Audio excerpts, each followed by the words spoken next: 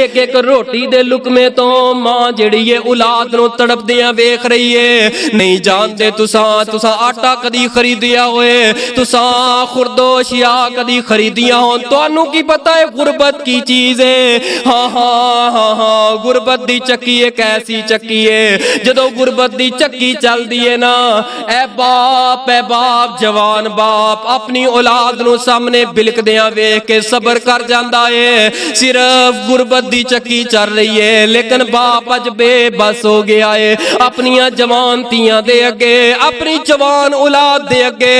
अज बाप बेबस हो गया है, अज मां बेबस हो गई है।